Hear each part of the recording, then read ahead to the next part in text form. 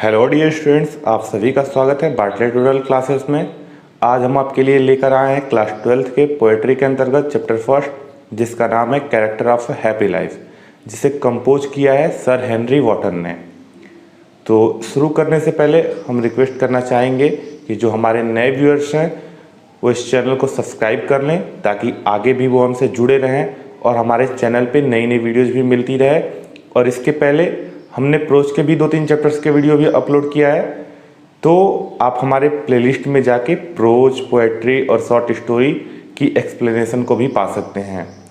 तो शुरू करते हैं हम इस अध्याय को, जिसका नाम है character of a happy life. दोस्तों, शुरू करने से पहले इस चैप्टर के बैकग्राउंड को जान लेते हैं। इस चैप्टर में बताया गया है कि कोई व्यक्ति जो खुश रहता है, वो उसके खुश रहने के पीछे उसकी क्या क्या खूबियाँ होती हैं, वो क्या क्या गट्स रख सकता है, क्या क्या खुश रहने के लिए हमें सेक्रीफाइस करना चाहिए, वो इस अध्याय में ब्रीफली बताया गया है, और जिसे कंपोज किया है सन हेनरी वॉटन ने।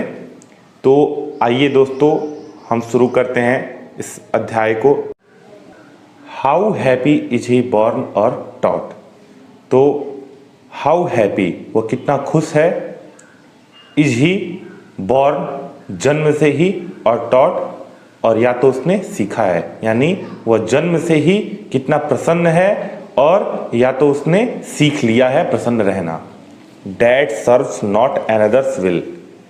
सर्व्स का मतलब होता है सेवा करना, अनदर्स विल का मतलब दूसरों की इच्छा पर। जो दूसरों की इच्छा पे कार्य नहीं करता है, जो दूसरों की इच्छा पर सेवा नहीं करता है, या ऐसा कह सकते हैं कि जो दूसरों की इच्छाओं से कार्य नहीं करता है। Whose armour is his honest thought. Armour का मतलब होता है सुरक्षा कवच, ऑनेस्ट का मतलब ईमानदार, थॉट का मतलब विचार, यानी जिसका सुरक्षा कवच ही उसकी ईमानदार सोच या उसकी ईमानदार विचार है।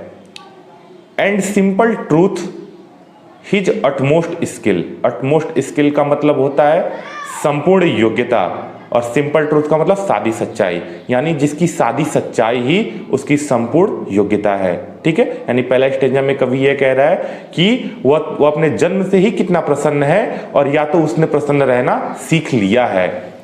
जो दूसरों की इच्छाओं पर सेवा नहीं करता है, जो दूसरों की इच्छाओं से कार्य नहीं करता है, जिसका सुरक्षा कवच ही उसकी सबसे ईमानदार सोच है या उसकी ईमानदार विचार है, और जिसकी सादी सच्चाई ही उसकी संपूर्ण योग्यता है। नेक्स्ट स्टेंजा है whose passions not his masters are. ठीक है ना, पैशन का मतलब होता है मनोवेग, जैसे क्रोध, ईर्ष्या, जलन, ये मनोवेग जिसमें दुर्विचार आते हैं, है ना। तो जिसका मनोवेग, जिसकी दुर्व्यवहार, जिसके दुर्विचार उसका स्वामी ना हो, यानी ये कहा जा सकता है कि जो मन में हमारे मनोवेग चलते हैं, जैसे क्रोध है, ईर्ष्या है, दुर्विचार हैं, वो हमारे स्वामी ना हो, हम उनके स्वामी हो। कवि का ये कहने का तात्पर्य है।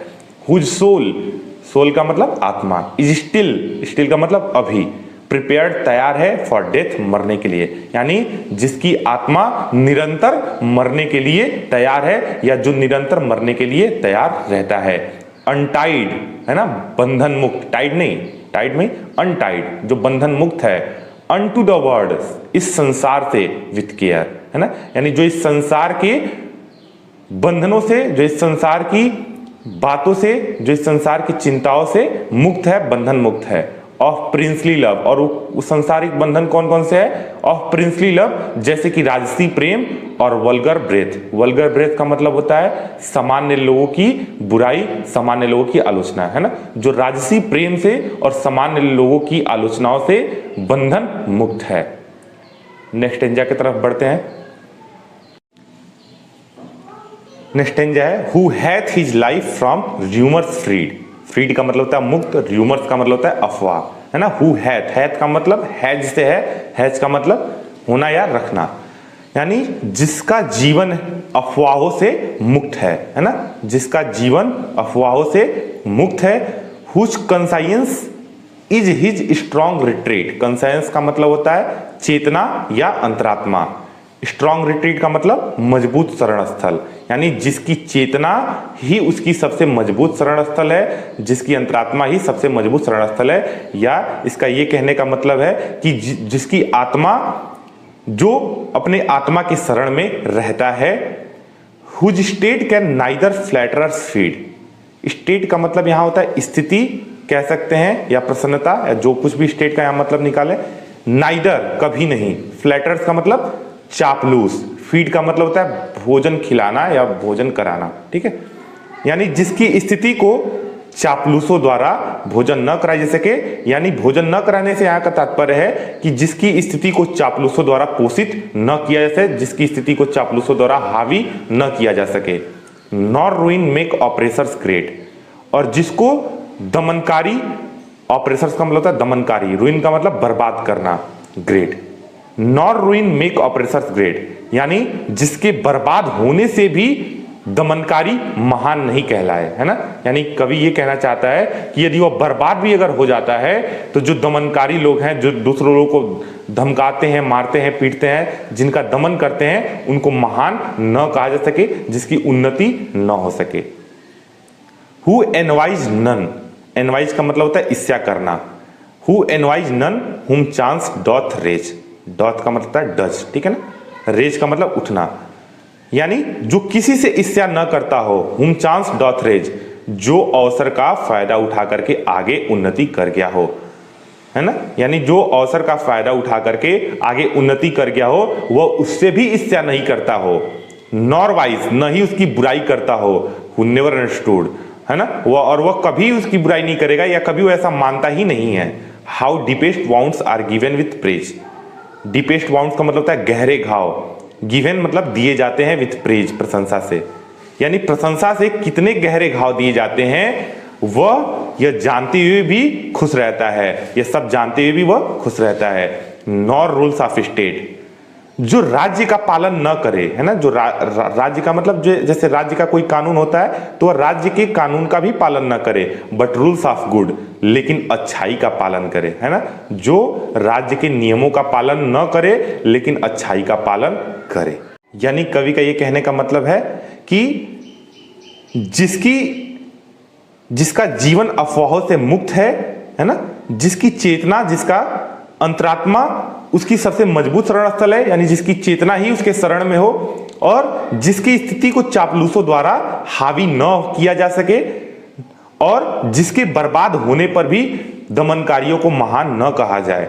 जो किसी से ईर्ष्या न करता हो, जो मौके का फायदा उठा करके आगे बढ़ गया हो, यानी किसी के मौके का फायदा उठा करके कोई अवसर पा करके जो उन्नति कर जाता हो, उससे भी उसको ईर्ष्या न हो, न ही वो उसकी बुराई करे, और वो उस बात का कभी बुरा भी नहीं मानता कि कितने गहरे घाव प्रशंसा के द्वारा दिए जाते हैं, है ना। यानी जो लोग होते हैं ना, कुछ लोग जो मन में राम बगल में छुरी वाली स्थिति जो होती है कि मन में कुछ और रहता है, प्रशंसा करते हैं और उनके हृदय में कुछ और रहता है, तो वो इस बात का भी बुरा नहीं मानता कि प्रशंसा द्वारा उसको कितने गहरे घाव दिए गए हैं, और जो राज्य का पालन न करे लेकिन अच्छाई का पालन करे। नेक्स्ट स्टैंजा है, who God doth late and early pray. Who God, doth का मतलब डज, जो भगवान का, जो ईश्वर का करता है, लेट एंड अर्ली, है ना, देर या सवेर, प्रे का मतलब प्रार्थना, यानी जो भगवान का देर या सवेर प्रार्थना कर ही लेता है, मतलब कैसे भी वह देर या सवेर प्रार्थना कर ही लेता है। मोर ऑफ हिज ग्रेस, यानी उसकी कृपा से और अधिक, देन गिफ्ट टू लैंड, उसके उपहार से ज्यादा, यानी ये कहने का मतलब है कि वह उसकी कृपा की ज्यादा उपेक्षा करता है, न कि उसके द्वारा उपहारों की उपेक्षा करता है। हु इंटरटेन्स, जो मनोरंजन करता है, द हार्मलेस डे, हानि रहित दिन में, है ना, यानी वह दिन भर मजे में रहता है, दिन भर मनोरंजन करता है बिना अपने आप को हानि पहुंचाए। With a well chosen book और अ फ्रेंड, अच्छी चुनिंदा किताबों के द्वारा और अपने किसी अच्छे मित्र के द्वारा, है ना। यानी जो भगवान को देर या सवेर प्रार्थना कर ही लेता है, वह उसकी कृपा से ज्यादा, वह उनके उपहारों से ज्यादा उसकी कृपा की उपेक्षा करता है। जो पूरे दिन भर मनोरंजन करता है अपने आप को बिना हानि पहुंचाए, और जो अच्छी किताबों को और अच्छे दोस्तों को अपना दोस्त मान ले। नेक्स्ट स्टेंजा है, this man is free from servile band. Servile band का मतलब होता है सामाजिक बंधन, है ना। यह व्यक्ति सामाजिक बंधनों से मुक्त है। ऑफ होप टू राइज, जिसे न ही उन्नति करने की, जिसे न ही उठने की आशा हो, और फियर टू फॉल, और न ही से गिरने का भय हो, है ना। यानी यह व्यक्ति जो है सामाजिक बंधनों से मुक्त है, जिसे न तो उठने की आशा है और न ही गिरने का भय है।